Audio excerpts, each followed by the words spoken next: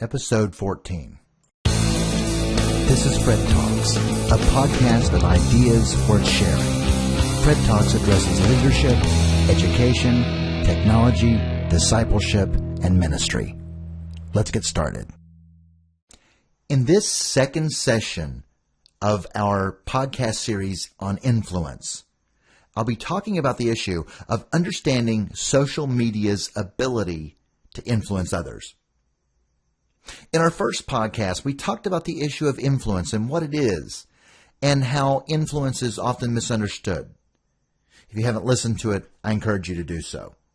In it, we talk about the fact that sometimes people are discouraged from using their influence. Their motives are questioned. Small people, challenge us and the reason that we do or want to do certain things to communicate something. But I talked about the idea that influence is about our personal compulsion and being impelled from within to communicate some value, some purpose, some meaning, some message, some idea, some information, some inspiration to people. And so now we're going to turn the page and discuss the issue of social media and its ability to influence others. And the question that I want to deal with today is the idea of social media, the artifact of social media. What is it? And, when you say social media, that is definitely a loaded term. When we think of social media, so many things come to mind. For one, I think of my handheld device. You think about yours. There is nothing probably more intimate in our lives as far as products go as a person's handheld. My phone, like yours, has several pages of applications. Applications are small programs that run on these devices. In 2014, our best estimates are that 60% of American adults have smart devices. These personal digital devices connected to the internet, smartphones. So a great number of people are constantly connected. They're always on, as we call it. In fact, where in the past most people turned off their devices. Remember that? The days where we actually turned our devices off? Now these things burn day and night. They never stop. In fact, people have anxiety when they turn one off for 2 minutes, wondering if they're going to miss something. The thing is, they used to turn them off, but today, many people seldom power down. And when they do, many of us only reboot rather than really turning the devices off fully. Now, I'm actually a proponent of leaving them behind and turning them off. And even though I use lots of technology and people may not even assume this, the fact is that I really unplug a lot more than people might think. But on these devices, we have access to dozens and really even hundreds of different types of media. And much of this media is social media. And some social media represent enormous communities, and others are niche communities, smaller. And each of them has a special purpose. But all of it is media, and all of it is social. So let me ask, what is social media exactly? If you've not thought about it, that's really an unusual question, isn't it? Social media is so ubiquitous. It's around us everywhere that in some ways it's like, what do you mean, what's social media? Everyone knows what social media is. But I want to ask us to think about this again, and I'm going to use a very common source that, I'm an academic, and a lot of times we wouldn't use this source academically. But the fact is, I think it's valuable and important to think about. And I'm going to look at the idea of social media through the lens of Wikipedia. Now, Wikipedia itself is a social media, right? Because in that wiki comes from a Hawaiian word, a Polynesian word, meaning quick. You remember the old Hawaii 5-0, wiki, quickly, do something. Wikipedia is considered by many people a wiki is the easiest type of website to build because it takes really no functional knowledge of web design or HTML or any other kind of design language like that, any code.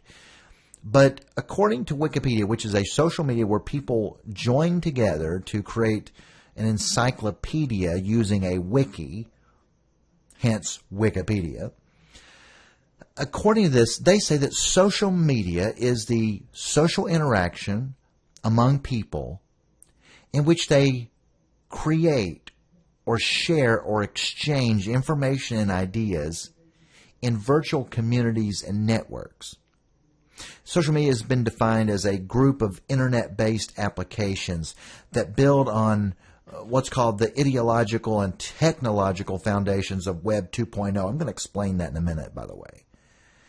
But that social media builds on Web 2.0 and allows the creation and exchange of user-generated content. That may not mean a lot to you now, but it will in a few minutes. Furthermore, that social media depends on mobile devices and web-based technologies to create highly interactive platforms through which individual people and communities can share or create or co-create or discuss or modify this user-generated content. It's crowdsourced, in other words. Crowdsourcing means that many people join together to make something come about or to produce something. And they introduce substantial and pervasive changes to communication between organizations, communities, and individuals that the social media does. So it's a massive radical tsunami of social change. And social media has been considered something that differs from traditional or industrial media, partially because of quality. It's a lower quality because it's so available to everyone, and as a result, social media tends to take the lowest common denominator of usage, so low bandwidth, and many times, not always, but often, and so therefore the quality, because everyone's an amateur, or most people are amateurs. And social media then differs from traditional media in that it's also not just quality, but reach.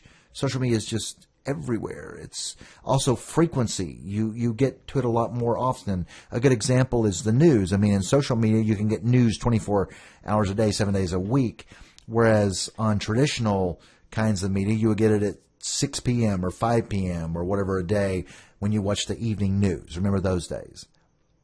Well, it's those types of things, the frequency, the usability, the immediacy or permanence of traditional versus this new type of social media. What's interesting is, according to Nielsen, who does obviously lots of research, they say that internet users continue to spend more time with social media sites than any other type of site. So throughout the internet, the most visited sites are interactive sites. At the same time, the total time spent on social media in the United States across these PCs, personal computers, and mobile devices increased by 37% in July 2012, which represented a 25% increase since the year before. So, in other words, social media is growing exponentially. And for people that create content or contribute content, the benefit on participating in these kinds of environments, these relationships, these networks of social media have gone beyond sharing to now building reputation as we build our influence and reputation, and even career opportunities, and it's sometimes monetized, and people even use this as a form of income because they are able to expand their influence, and it becomes a financial tool, a resource where they can actually use it for vocational purposes. Now, using that Wikipedia idea, I want to draw some insights from this article. Now, as I do, let's remind ourselves, what is the question again? Remember, we're in the series on influence, session 2, and we're talking about the question, what is social media? Well, social media, one of our findings here, is that social media are technologies that act as the medium. That's what media is, a medium or means by which people can create and share information and ideas. Social media, we think about two important elements of this content should be highlighted. And it's very important to me anyway. And that is that content on social media, in other words, content is the stuff of social media. I mean, what do you use media? Well, media is a medium. Media is a means for what? For information. What is information? It's content. And what kind of content is shared on social media? Well, the content on social media is either one of two types of content. Is either created or curated. And if you're a person that wants to seek influence, and that's what this is all about, social media, then you need to understand creation of content and curation of content. I think that the most effective leaders on social media create lots of content, and they curate some other content. In other words, you can't just curate. What you say, Cardozo, what do you mean by curate? Curate means that you go across the World Wide Web and into certain communities and certain places, and you call out, you dig out valuable stuff. You separate the dross, as it were, the wheat from the chaff. You pull the good stuff. You leave the rest. You leave the husk. You get the corn. You curate. You share the valuable stuff in order to help people understand what's important. And you use your judgment and your knowledge to do that, as opposed to people having to sift through everything. It's like when you go to Google, right? You do a Google search, you type in one word and it says, okay, there's 3 million responses. I mean, well, guess what? I don't have time to read 3 million responses in 0.22 seconds, right? You say, look, man, I just need the best thing. And so the idea of curation is that a person, a trusted friend or a colleague or a person with knowledge of the field curates information. They find it, they cull through it, they see what's best, and they present what's best to you. And as you learn to trust them and their track record of giving good content consistently, you say, this is a good source. Therefore, they grow in their influence with you. So good curation of information raises your influence with people. So curation's important. But better still is that which is original. What's original? Well, again, we mean things that are created. You say, well, I just want to curate, not create. Yeah, the problem is, though, that when you curate, you're sharing, but without creating content, none of what you share is actually yours. And that means you are a resource, but you're not a thought leader. So you've got to decide whether you are going to be merely a reporter, a librarian, as it were, who is just finding the best ideas and sharing them, or whether you will be a leader by being a thought leader by creating good ideas and not just sharing others' ideas. Thought leadership requires you to generate ideas and original content. The majority of the world on the World Wide Web are content users. They are consumers. And really, that's what we have. If you want to think about it, if I were classifying, I would say you have content consumers, content curators, and content creators. We all consume content. But in addition to that, we should also create and curate. That's my challenge to you. You say, what am I trying to do as far as being an influential person? I would say then you've got to understand the nature of social media, and then you need to do those things. Curate and create, and of course, always consume.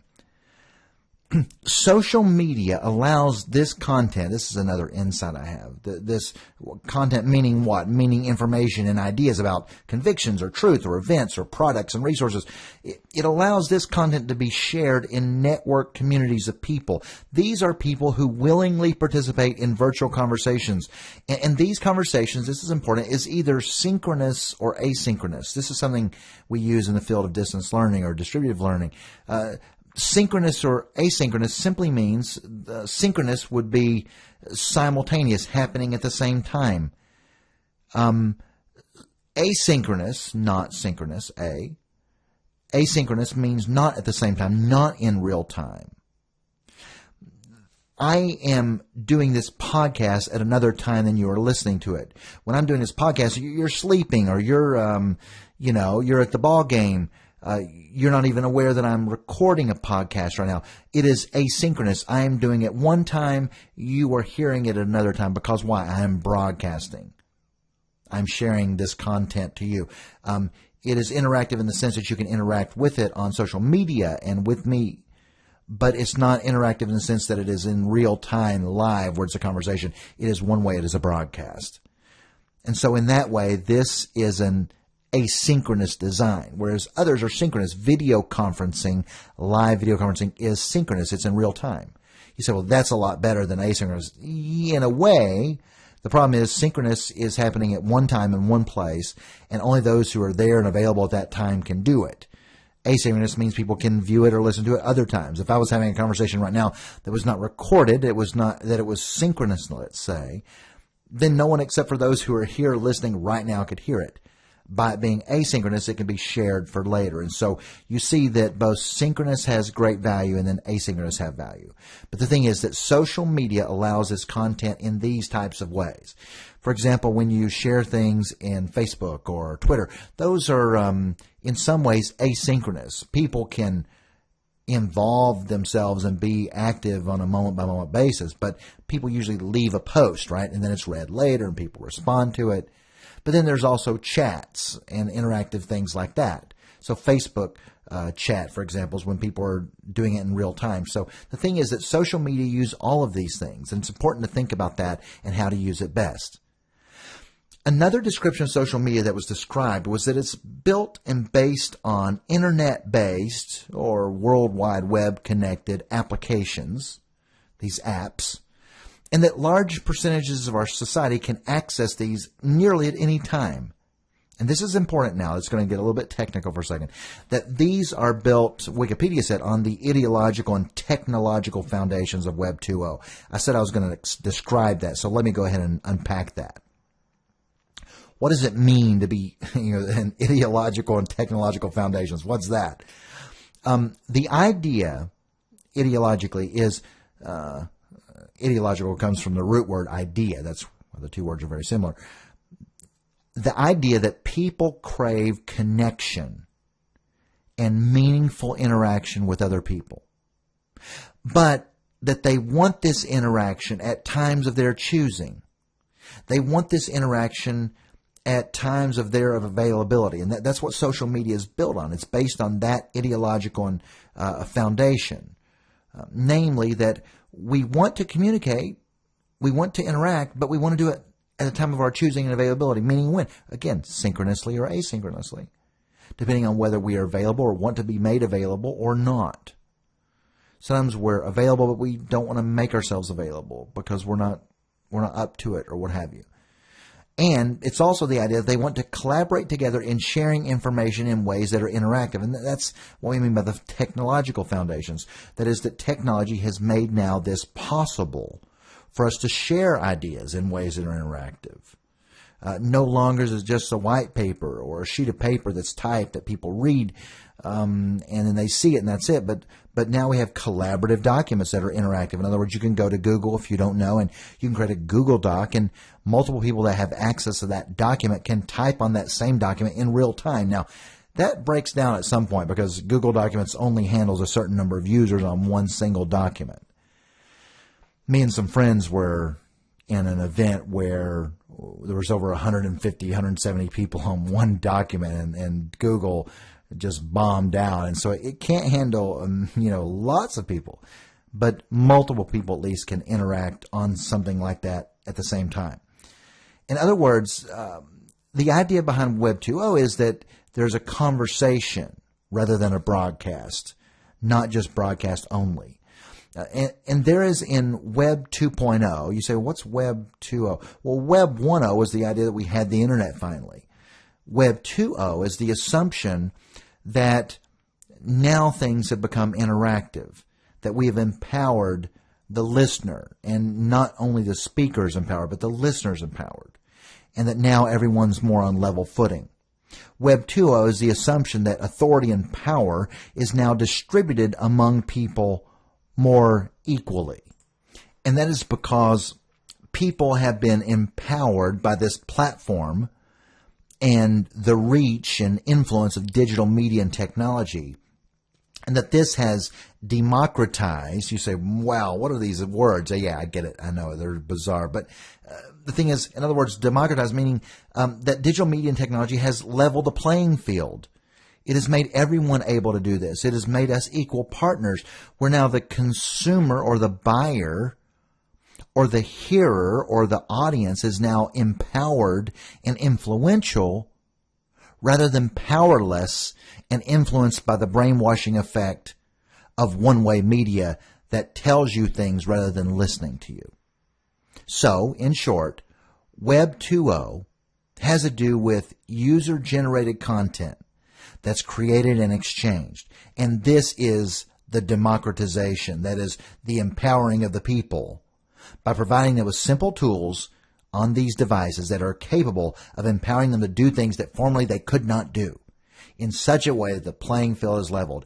And as a result, there's this type of pluralism. In other words, that social media has created this opportunity where the individual person can theoretically have a virtual voice and presence that is as powerful and influential as an entire corporation. You see this in different blogs. You see this in news sites and news blogs, news commentaries, where a large group like a CBS News or the Huffington Post or Reuters or someone like that can literally be challenged by one person in Idaho or in Seward, Alaska, that has a computer and can produce ideas. And so there's the pluralistic nature where everyone has a shot to be heard. And so they can have their ideas be heard alongside world authorities, and giving people the opportunity to hear and see and learn things from different people who have found their voice and who have the desire and take the time to share their content or their ideas. And that is the power of social media. Now, the Nielsen ratings say that the most popular websites in the world are social media websites. And that's because they connect people and ideas. And the growth of this type of web presence, as we saw, grew 25% in just the last year. So very, very incredibly interesting. Well, that's it for part 2 of our podcast. I hope you've enjoyed it. Learn more next time when we talk about the nature of social media and how to classify social media and use and exploit social media for your purposes. Thanks so much for listening. And if you like it, please share it. Thanks a lot. Fred Talks is a podcast produced at Studio C in Greater Los Angeles by Dr. Freddie Cardoza.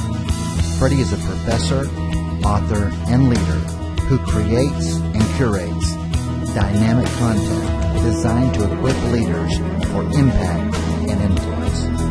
For content or making contact with Freddie, visit him on the web. His website on leadership, education, and technology can be found at freddycardoza.com.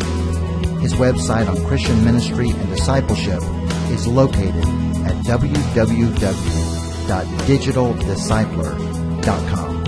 Find this and other podcasts on the Apple iTunes Store or using any podcasting app.